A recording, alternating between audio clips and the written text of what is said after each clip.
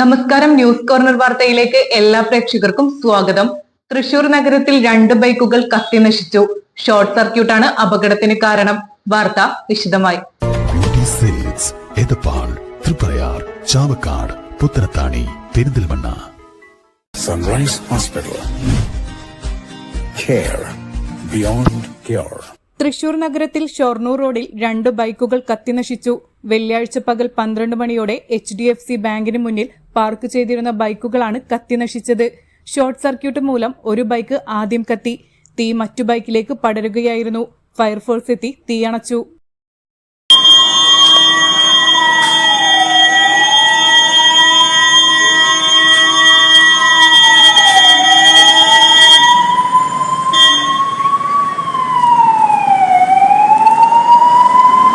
കേരളത്തിലെ പ്രമുഖ വസ്ത്രാലയ ഗ്രൂപ്പായ എടപ്പാൾ ബ്യൂട്ടി സിൽക്സിൽ പുതുപുത്തൻ കളക്ഷൻസ്.